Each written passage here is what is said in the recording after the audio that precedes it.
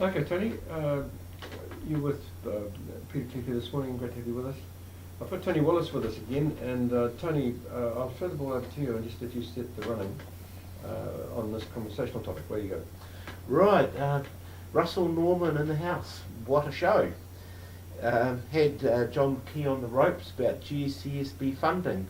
It appears that the Prime Minister does not want to admit on the record that the government, the GCSB, is funded by Washington, or at least partially. Now, one has to, it started off with a question by Russell Norman, which was a very, very direct question, when he asked, does the GCSB receive funding from the NSA? And Mr. Key said it's not in my interest or the interests of the country to answer that question. Okay. And Mr. Norman persisted, and he finished up with this question here, where it says, does the Prime Minister believe in the basic principles of parliamentary responsibility for the government finances? That is, Parliament must know when the government receives funding. If so, how can an agency like the GCSB receive money from a foreign government without Parliament knowing? It really does raise the question of, who does Mr. Key work for? Is he a loyal subject of Her Majesty? Is he working as a democratically elected leader of the people of New Zealand for the people of New Zealand? Or is he working for an overseas organisation? Like, if his loyalty is now under question, why couldn't he admit before Parliament, either confirm or deny, the GCSB was receiving money from the United States? All right. Well, I mean, it's a pretty heavy charge, pretty heavy charge by Russell Norman, Dr. Russell Norman, because if it's right, and the Prime Minister is receiving a lot of money, Well, GCSB is receiving. Yeah, GCSB is receiving a lot of money from sources that are not disclosed to our government in a public kind of a way, then this is a bit of a shocker. Absolutely. You know, so it all sounds a bit like Area 51 to me, but I mean, who knows? I mean, fancy that. I mean, fancy a lot of our government departments being financed from offshore. I mean, it's truth.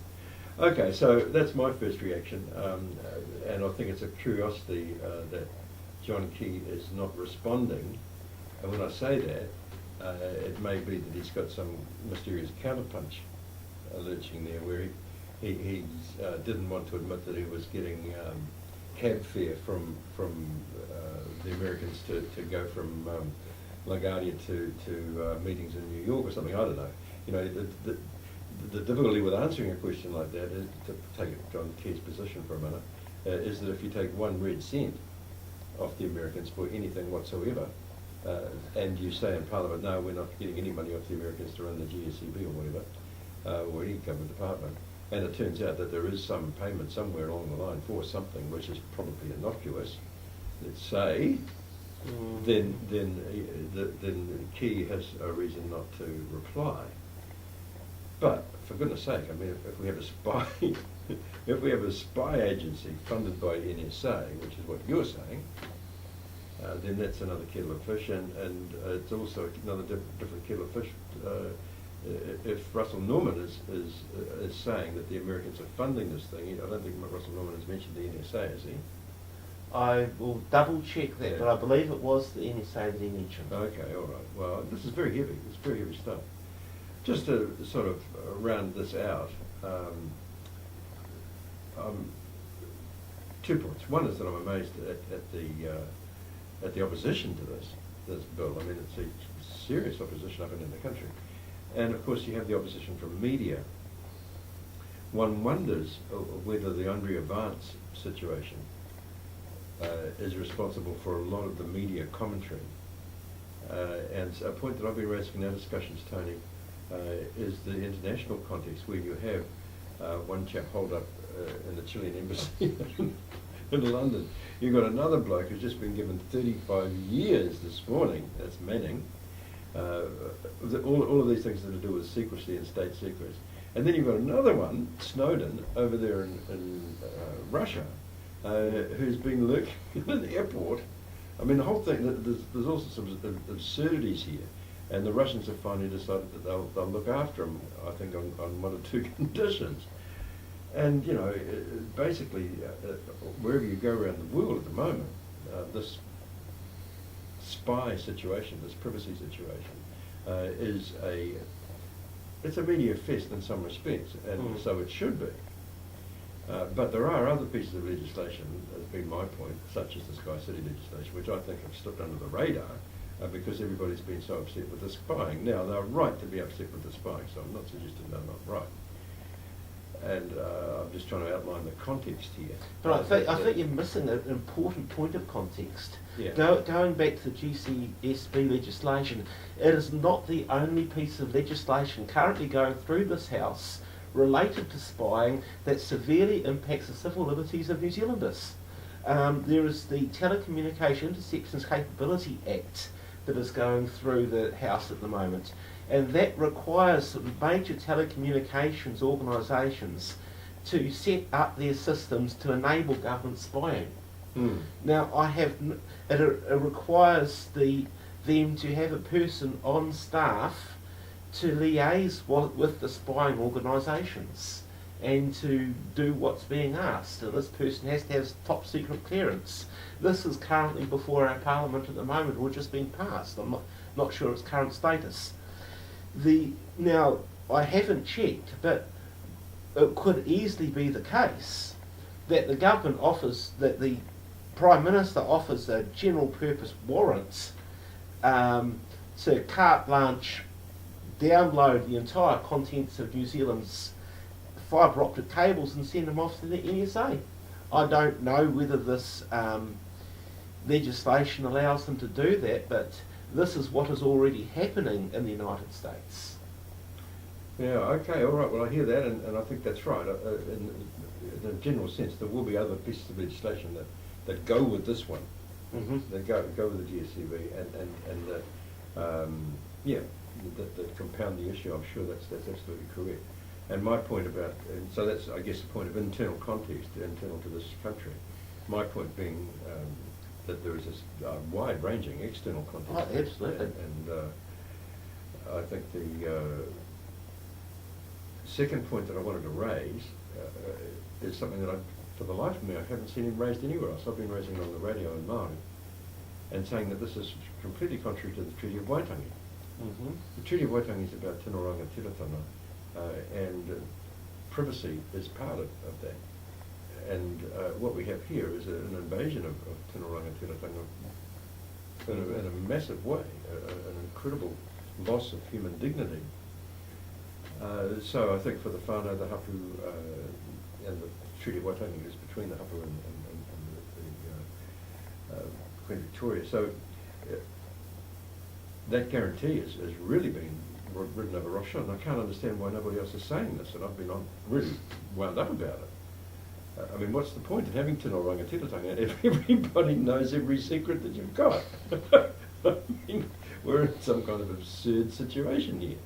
So the other point which I wanted to raise is that if you take the Treaty of Waitangi and the rights of New Zealanders and the general idea of the Crown, which I don't used to get into defending or even close to defending, the rest of the people here, the lawless Pākehā, at the time of the signing of the Treaty of Waitangi, were, as were the Māori, guaranteed the rights of British subjects at that time.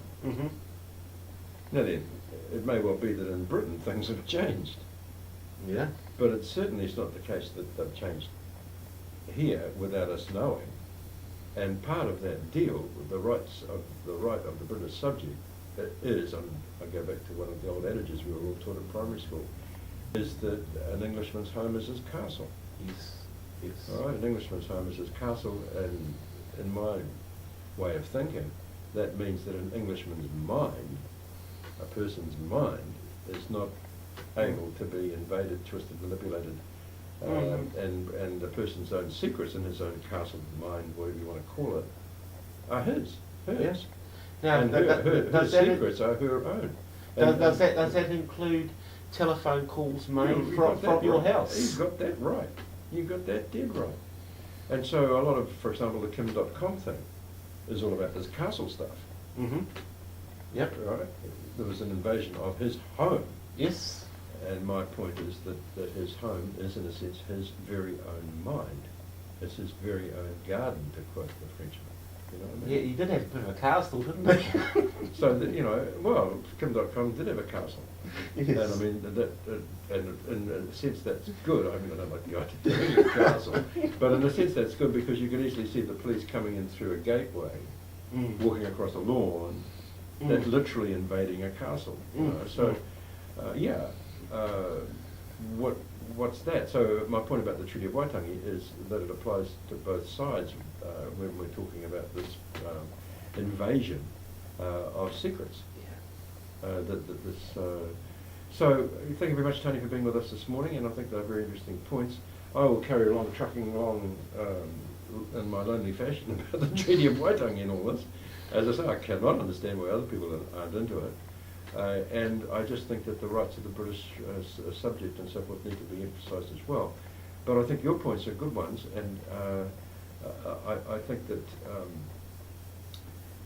if Russell Norman is right, and I say if because I think it's quite a big if.